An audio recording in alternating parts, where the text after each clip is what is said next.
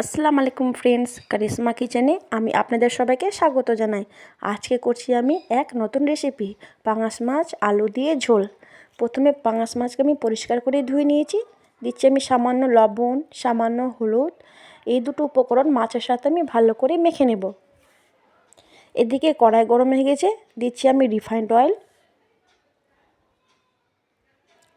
তেলটা গরম হয়ে গেছে, এক এক করে সব মাছগুলো কড়াইয়ের মধ্যে দিয়ে দেবো আমি।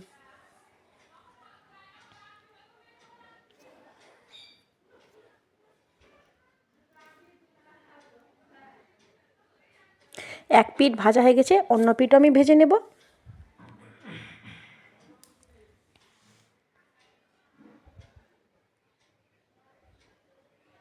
মাছ এপিঠ ওপিঠ ভাজা হয়ে গেছে, এক এক করে আমি একটা পাত্রের মধ্যে মাছগুলো উঠিয়ে নিব।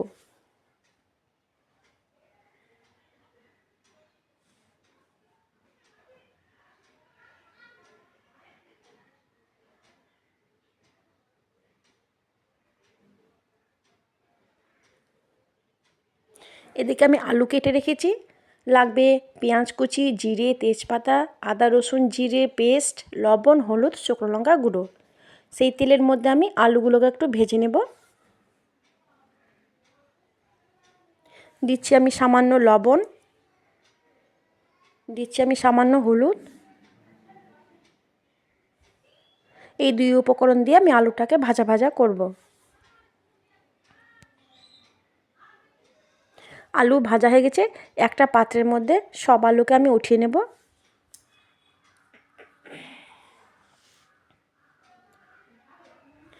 কড়াইয়ের মধ্যে দিচ্ছি আমি সামান্য জিরে, দুটো তেজপাতা দিয়ে আমি একটু নাড়াচাড়া করে পেঁয়াজ কুচিটা দিয়ে আমি ভাজা ভাজা করব।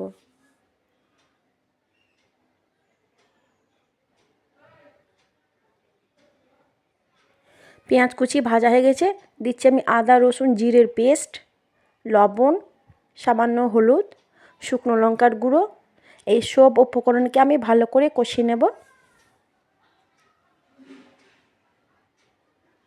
কষানো হয়ে গেছে, দেখুন চারিদিক দিয়ে তেলও বেরিয়ে এসেছে। ভেজে রাখা আলুটা মশলার সাথে দিয়ে আমি সামান্য কষাবো। মশলার সাথে আলুটা কষানো হয়ে গেছে, আমি পরিমাণ মতো জল দিয়ে ঢেকে রেখে দেবো যেন আলুটা ভালোভাবে সেদ্ধ হয়ে যায়।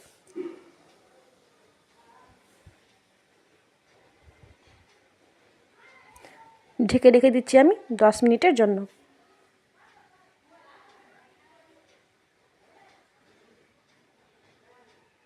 10 মিনিট হয়ে গেছে, দেখুন আলুটা কি সুন্দর সেদ্ধ হয়ে গেছে, কি সুন্দর কালারও ফুটে উঠেছে। ভেজে রাখা মাছটা আমি আলুর তরকারির মধ্যে দিয়ে নাড়াচাড়া করব।